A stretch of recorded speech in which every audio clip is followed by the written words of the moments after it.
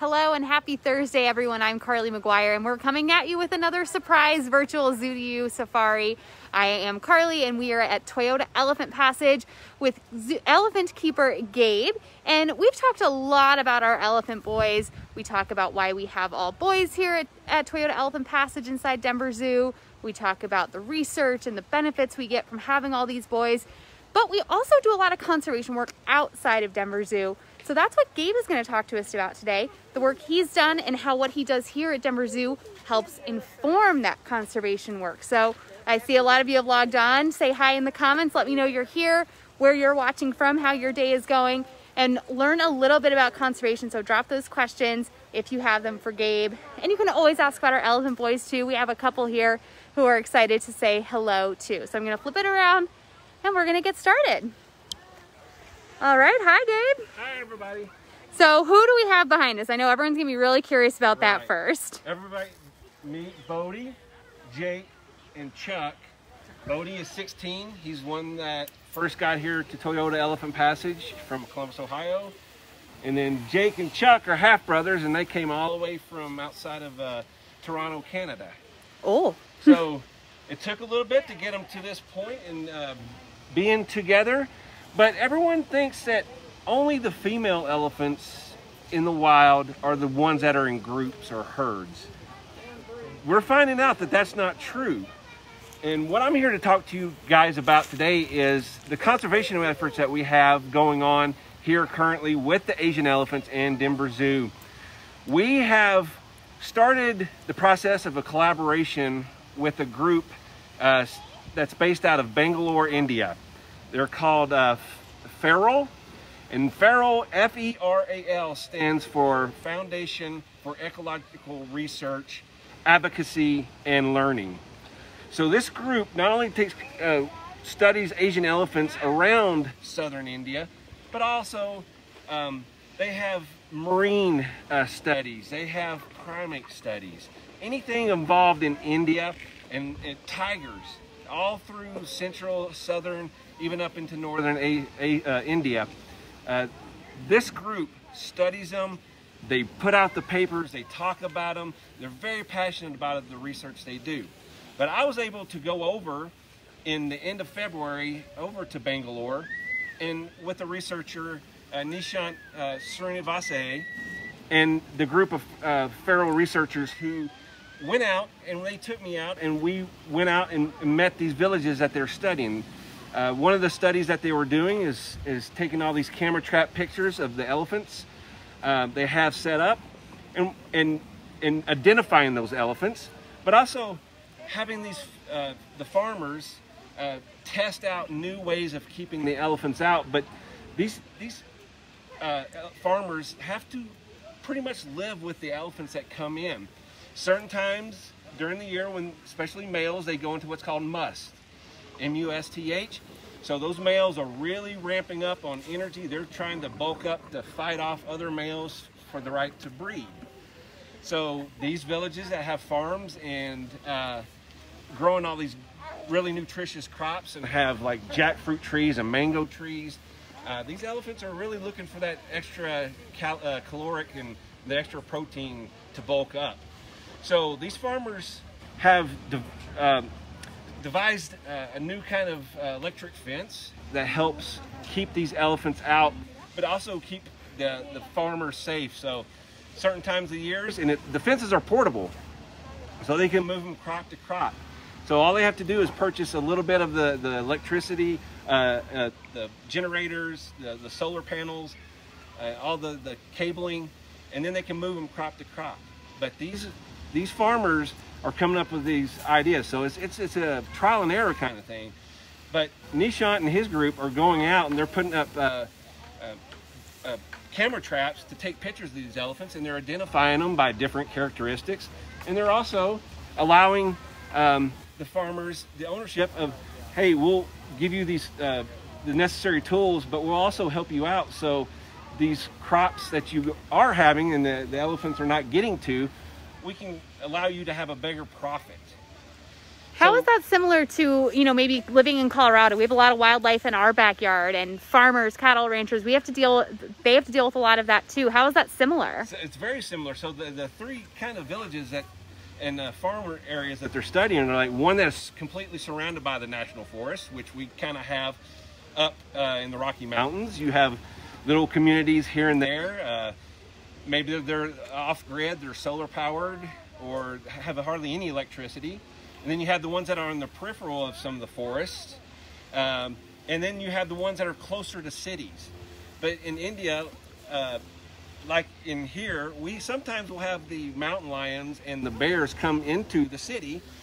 They have the same issue with the elephants. And it's a matter of learning from all these, the data they're getting from the camera traps and all, like how many times, what's the percentage that the successful, that the fence is keeping these elephants away, and everyone is being safe. Mm-hmm. Just like in the mountains here, you try to make a bear-proof garbage can to keep them out of the garbage. Here they're making a big fenced-in area.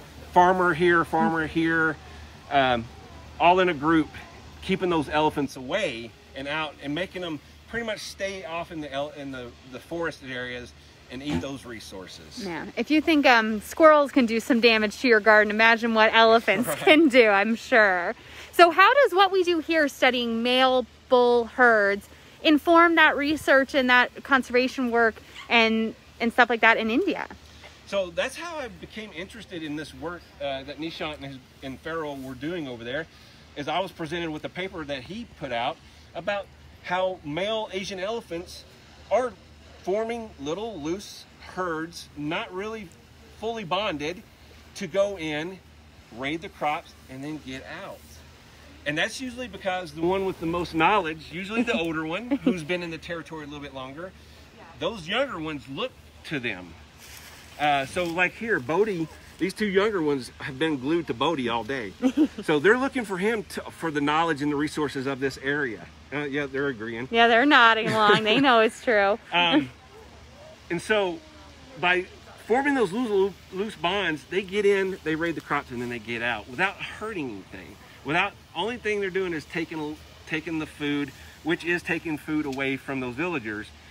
But what they also see is if that dominant bull is not there present, the younger ones come in, they stay a little bit longer, they create a little bit more havoc, they do more damage, they tear down the houses, or even forbid injure somebody. So one of the things that we were studying here is our being able to socialize all our male elephants, and we've got a lot of data with all the blood draws we've taken, all the video studies, the ethograms that we've done, the behavioral studies, and correlating that into data and a paper. They would like to have that over in India to say, well, they're studying the elephants here out of the wild, and they're showing this. So we can probably help manage our elephants in the wild by showing them the study that we're doing here at Denver Zoo. And I'm sure it's got to be a very fine balance, because the elephants don't mean to destroy houses and crops, but they're very large. Correct. So how do you find that balance of not doing something that could potentially be harmful to the elephant, but keeps the villagers, their crops and their homes and their property safe? Right. So by studying them, studying these individual elephants, having them on the camera, they know their behaviors, and they can also try different things, like maybe a sound that's an aversive for those elephants as they approach the village, stuff like that. Just constantly trying. Here we do have these big cables to keep the elephants in here. Trying that. This is almost very similar, but it's a different design over in India. Those farmers came up with the design. It's a little bit taller than this, and it looks like have these tentacles draping down. So if an elephant does knock it over, it's a very long pathway that the elephants will have to step through, and they really are not that willing to if they know that those cables are electrified. So they may knock it down just out of being mad that they can't get to it, but they won't try to get over the knockdown cables.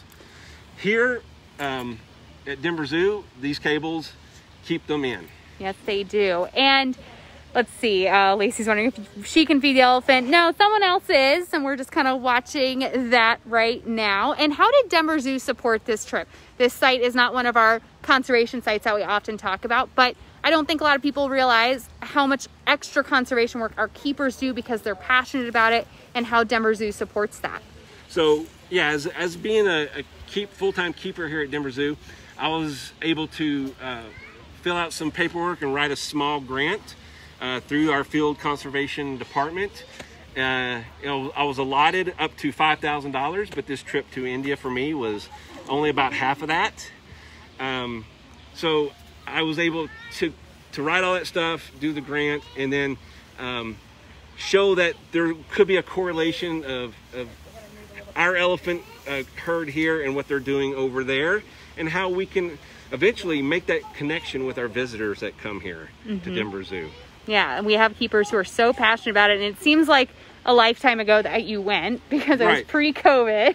And it was one of the last sort of conservation trips we were able to do for 2020. I flew back literally in the beginning of March and I was flying back through Germany, and everything was shutting down and everybody was wearing masks and I wasn't. So it was a little bit eye-opening at that time, but we've determined that we want to continue this collaboration, even if it be virtually, with Feral. And Feral is a small group too, and they also do a lot of collaboration groups and can join with a group called Frontier Elephants. So all these other groups like the National Institute of Science and the National, forget the Advanced Sciences there in Bangalore. All these groups, and they come together as Frontier Elephants, and it's all passionate about elephants there in southern India. Well, let's answer some questions about our elephants here, because people are curious. Lacey wants to know, do we have any baby elephants? No. And Gabe, explain why.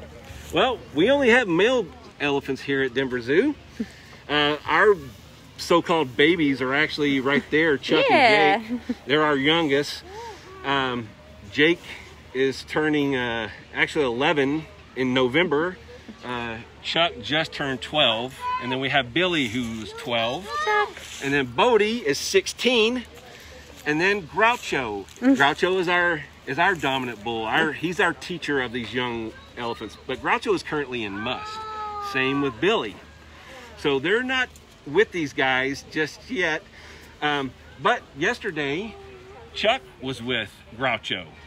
Chuck and Groucho are best friends. They're kind of similar. They're more like chill guys. Yeah, and Jake's a little troublemaker.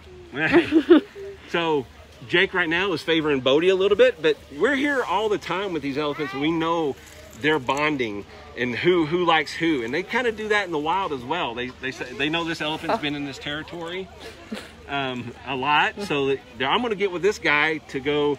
And he knows where all the resources are at. Yeah. Allison wants to know, where do they stay in the winter? Are they allowed outside? Here at Denver Zoo, yes, they are allowed outside. We, even at nighttime, last night they were outside. The temperature dropped to, I think, 42 last night, but they were outside. These animals are pretty, what we call winter hardy. They can stand temperatures fairly cold, but they also are very susceptible to frostbite, especially around the ears where that skin is thin. You see Bodie flapping his ears. See how thin that is. We'll leave a door open so they can go in and out so they can go into the barn and get warm, come back out, get some fresh air, even at night and even during the day. If there's snow on the ground, we just make sure it's not, because when an elephant steps on snow, it squeezes all the water out and it creates an ice sheet very quickly. So any of the concrete surfaces, we shovel those off, make sure those don't get slick for them. That's the only thing that we do different. We have a great video on our Facebook page of Chuck and Jake really enjoying the snow last year. They're trumpeting, they're sliding around in it. So they do enjoy, some of them do enjoy the snow, but they always have the option to go inside where it's really nice and warm in that parlor if they want. I see Chuck's got some hay stuck up there. Did you see any elephants when you were in India? So, funny story about that. I've been to many conservation trips in Asia. The India trip was actually my 5th trip to Asia. 1 trip to Vietnam, 3 trips to Nepal, and then this one to India. And all those trips previously before, I haven't seen wild Asian elephants. I've been to Africa, I've seen wild African elephants, but never an Asian wild elephant. And finally, at the end of my trip, we went on a safari and I saw wild Asian elephants. Wow, did any of them remind you of our boys? One actually did, a big, what they call a tusker, a big male mature bull Asian elephant they call a tusker. One really resembled Groucho. Oh. And in that connection, this is one of the greatest things I've found with making this collaboration with Feral, is the potential that Groucho, a long time ago, came from India.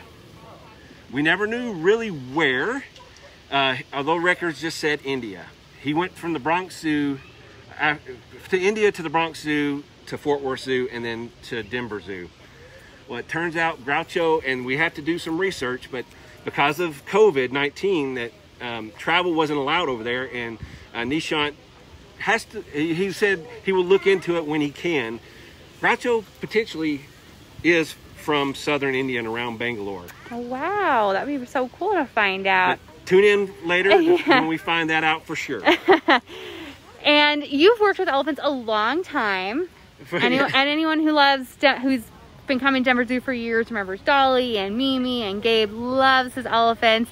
Does it surprise you, like when you learned that we could socialize male Asian elephants? That was new for you, wasn't it? Right, exactly. So I've been at Denver Zoo for 20 years, and I was at Cheyenne Mountain Zoo before that for a very brief time. It'll be 20 years in March. And so the whole concept of male elephants was always, oh, males go off by themselves, stay by themselves, and the only time they socialize is for breeding purposes. This is all new, and just seeing this with our 5 elephants, and when they are all out of must and we can socialize them, having them all 5 together and seeing that dynamic, it's just, it's mind-blowing. It's like a new thing. It's refreshing in a 20-year career. Yeah, we always, I think as keepers, you always knew that at a certain age they get kicked out of the herd, but what they did between leaving the herd and starting their own family was a mystery. Right. And now we're getting more answers as we have our boys here. Right. And researchers like Nishant in India going out and staying long periods of time and seeing this in the wild, and he has a vast network of people calling him. I mean, when I got there, one of the first trips we took was a hurry up, I just got a call, there's a group of male elephants on the edge of this town, it's about 2 hours away, we need to hurry up and get and see there. But halfway there, so much curiosity caused the elephants to leave. I bet. So that's about a lot of conservation work, is like, sit around, hurry up, and now go there and try to get there and see and do the research. But yeah, conservation is not just sort of rehabbing and rescuing animals. It's finding ways for animals and people to cohabitate as our lives overlap a lot more. So it's, the human elephant conflict aspect of getting people safe, but also living together in as harmonious, harmoniously as we can. Is a lot of the research. You chewing your trunk there, Chuck? And why is it so important? I mean, we're trying to reduce that human-elephant conflict, make sure that elephants are safe and villagers don't have any reason to try to harm them or do things that can harm them. What is it about the population that makes it so critical that we save them? Right. Asian elephants are endangered. I mean, there are anywhere from 30 to 35,000 Asian elephants left on this planet. That's the zoos, circuses, and in the wild. Southern India, the state of Karnataka, which Bangalore is the capital of, has a very large population. It's like 6,000 elephants through that. It's a large state of India. So keeping in the population of people in southern India is very, very high. So they have to learn to live with each other as much as possible, because they're still, sharing the same resources, same areas. And of course, we don't want anybody hurt. And that's where research comes in. Like, how can we think outside the box? What can we do differently? We need these farmers and villagers to have ownership in taking part of this research. And that's what Nishant and Feral Group is doing. Well, is there anything else you want to let people know about, Gabe? The questions are winding down, so it's up to you. If you are interested in what I was talking about feral, I mean, you can look up their website, www.feral, F-E-R-A-L, India, INDIA, .org. And then there's also go to Frontier Elephants. They have all their projects going on. You know, feral groups going through Frontier Elephants, and that's frontierelephants.info. And of course, if you're wanting more information about Denver Zoo and what we do here, denverzoo.org. Yes, because Denver Zoo is helping with these projects, so when you support Denver Zoo, you're supporting these projects as well. So, Gabe, thank you so much for this amazing, informative talk. Every time we do elephants, I learn something new, so I hope you all have too at home. Hi, Mason. My day's going great. I'm hanging out with elephants. So I hope all your days are going well too. From Maura, who's been feeding the boys and keeping them entertained, Jake, Bodie, and Chuck, and Gabe, and Carly. Have a great day, everyone. We'll see you later.